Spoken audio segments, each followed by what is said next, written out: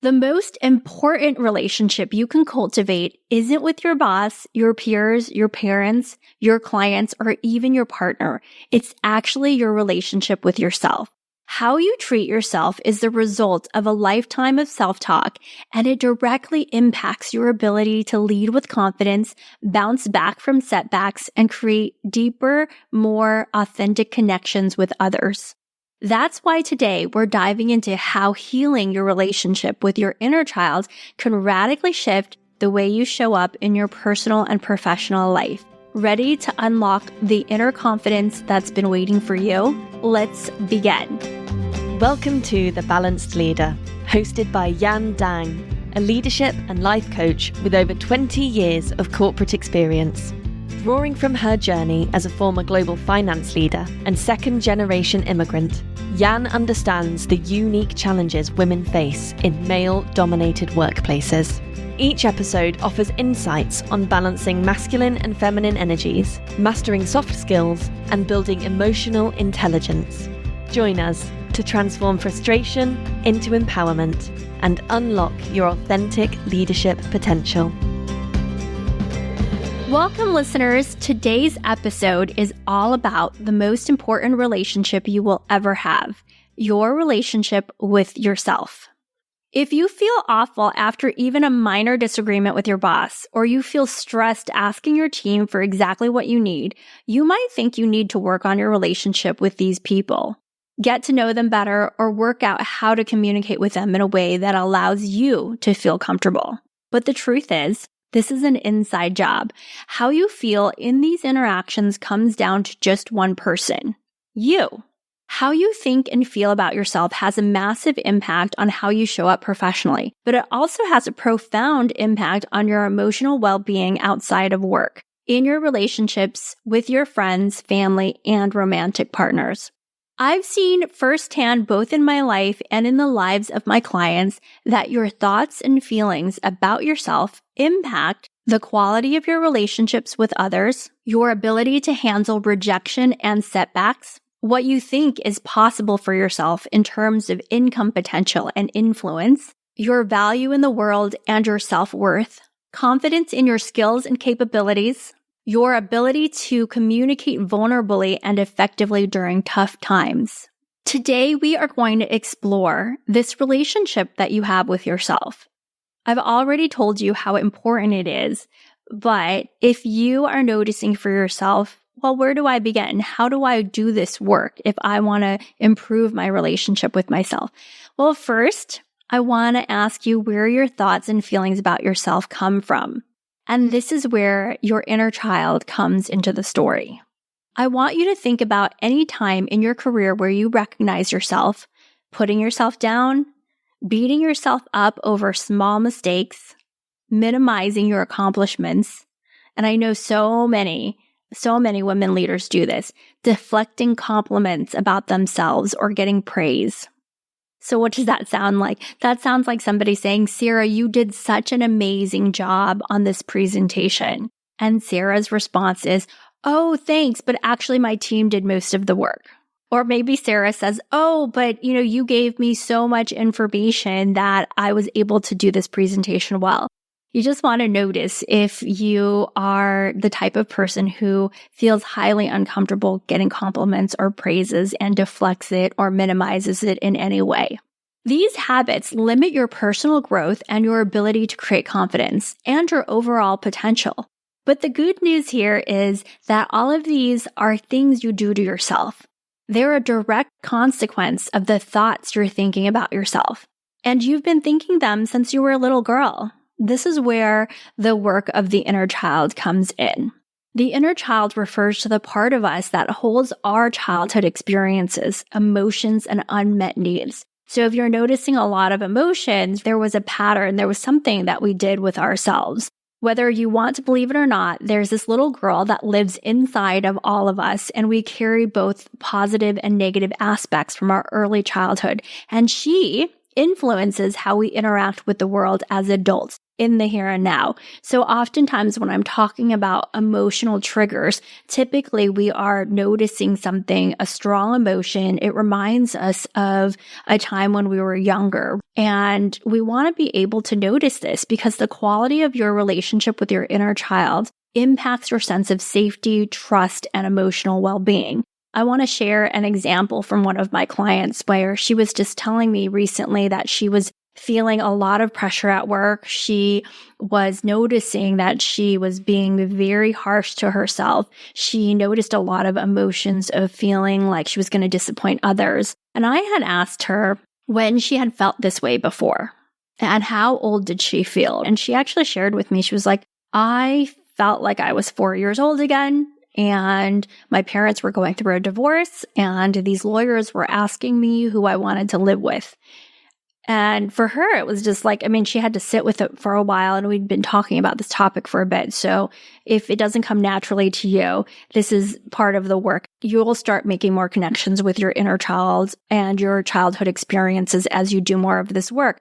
But for her, what she connected was this fear of disappointing people around her, mainly her parents in this case, but it was also reflecting back. She was recreating this at work where she was so fearful of disappointing her boss and her boss's boss, right? And she was noticing how she would have these patterns of feeling really scared about what these people in front of her needed and not making the right decision.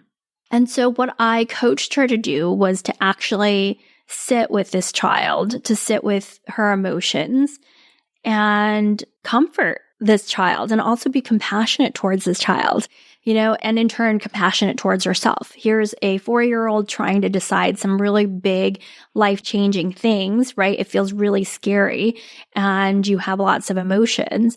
And instead of focusing on people outside of you or judging yourself, you can actually sit with those emotions and comfort yourself. Wow, I could totally see how this experience is really scary. I could see how there's a lot on your plate and you're doing so many new things. And I can see why you're feeling how you're feeling. So even being able to slow down and talk to yourself in this manner and see yourself in this way, what it does is it helps us connect back to ourselves.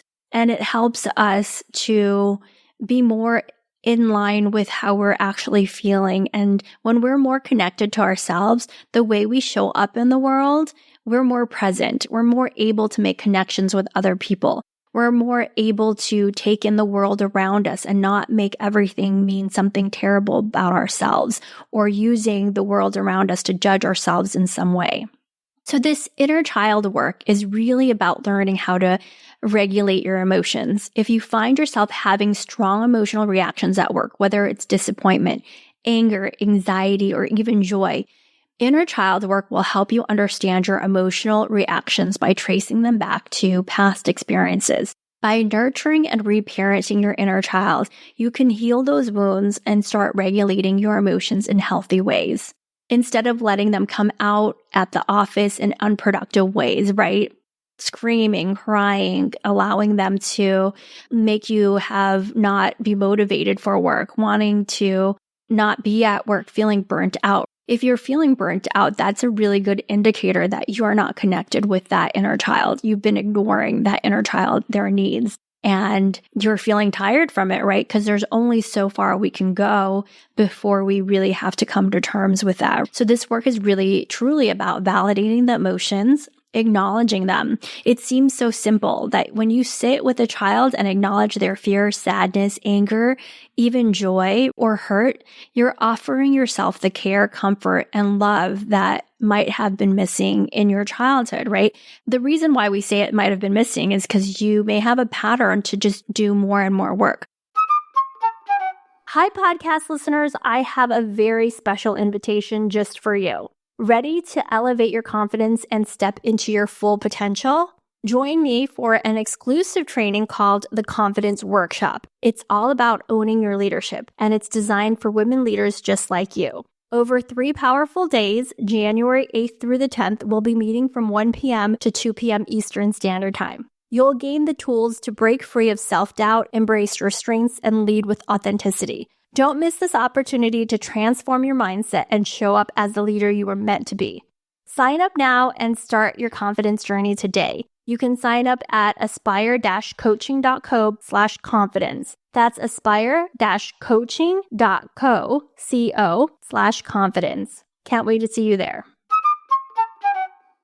A lot of the women that I coach are such action takers, and we live in a very masculine society that is very action oriented, right? Where we don't oftentimes give ourselves the time and space to connect and be with our own emotions. So what happens is throughout the day, you're getting hurt. Maybe somebody ignores your deadline or ignores a meeting, or you have a bad interaction with your boss. And there's all these things that you're making it mean about yourself. And there's all these ways you're treating yourself. And you might notice your pattern is to go and do more and more work to prove yourself more and more, versus being able to sit with your emotions, comfort yourself, connect with yourself, and then still going back to that work, but doing it with more purpose, more alignment, more wholeness. I want to give you an example of one of the times in my life that I really felt all of my coaching had culminated into a positive experience with me getting negative feedback, but still being able to comfort myself in the moment and show up really powerfully for myself and in that relationship that I think oftentimes people just think that, your career highs are going to be positive and exciting things when you're getting a standing ovation or you got promoted. But for me, it was really this inner peace. I basically was in a meeting, a very high stakes meeting. A divisional CEO noticed a mistake on my deck. He was really unhappy about it. He would let me know very straight and clear. I was feeling lots of fear and then sadness and also hurt. And I noticed myself in a semi-second, a mini moment, right? You might want to call it that. I noticed myself having a choice. I could either be really mean to myself and harsh to myself, which is my historical pattern of motivating myself, or I could stop and pause, connect with my feelings, comfort myself, and keep showing up. And I was always showing up as a professional, but there's a way that you can show up and still be half shut down versus a way that you're showing up and you're fully there and you're present. And so in this moment that I'm so proud of, I chose to be kind to myself. I chose to comfort that little girl inside that was scared and freaking out and sad. And I said, it's okay. I got this. I'm okay. I got you. You're okay. And that immediately helped me feel safe in my body. And it helped me to show up for the rest of the presentation, connected with myself, being able to connect with the data around me and not having this back talk, this self-talk of beating myself up. So I want you to notice for yourself, what are your patterns? What do you notice? And when is the last time you noticed your own feelings and emotions? I want you to really think about this work as a way to heal this relationship with your little girl and really create a real strong relationship with yourself. And again, this is all about nurturing that relationship with yourself, because when you stop criticizing and you start nurturing your inner child, you can begin doing the real work of releasing limiting beliefs, and emotions actually complete themselves. So you're not carrying them around with you like heavy baggage. You can actually validate yourself in that moment. You can be with yourself versus going to that next thing. If you think about a child that you give them a scoop of ice cream on an ice cream cone, right? This is like a very simple example. And they go and they lick that ice cream and they feel so much joy and excitement with that ice cream experience. And then all of a sudden something happens and that ice cream scoop falls on the floor, flat on the floor. And they're feeling all these emotions, sad, angry, hurt, I don't know, all these feelings over this ice cream. And you, as the adult, are like, don't worry, we've got this taken care of. Let me give you this other ice cream. But that child still needs to have their emotions. And you're like, this doesn't make any sense, right? And you want them to just feel better and bounce back, but they can't because they're actually still mourning and still releasing that emotion. So instead of forcing that child to be happy, putting that ice cream back onto their cone, you can just sit with the child and say, I see why you're disappointed. I see why you're sad. That was your ice cream.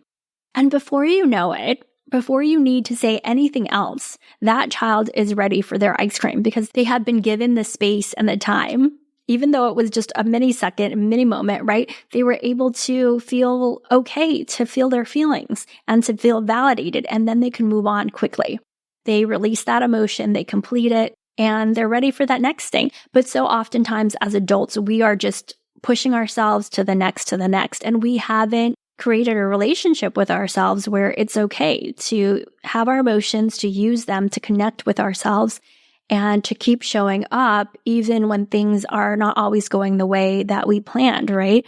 But the more you're able to connect with yourself, take care of yourself, the quicker you're going to be able to bounce back. And so you start creating this healthier relationship with your inner child. You'll notice yourself stepping into your full potential more confidently. You'll also improve your ability to express vulnerably and communicate with others more effectively. If you're connected with your own emotions, then you're going to be more willing and able to say, I can see why you're frustrated by this process. I can see why you're upset with me. You can actually say those words and mean them, not just say them inauthentically. But this is the work of connecting with yourself, understanding yourself. You can empathize with yourself. That gives you the ability to empathize and be more compassionate with other people in a true way, not just this is a nice political thing to do way. And this is really the opportunity here. So I want to invite you to notice your inner child, notice yourself, notice those feelings and emotions when they arise, right?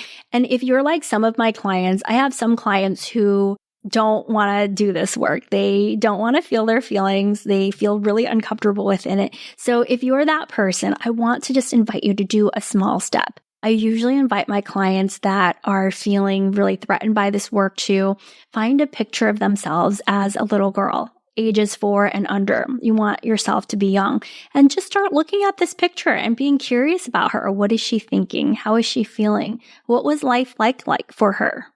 You want to let yourself steep in that and be curious about that. And the more you do it, the more normal it will feel.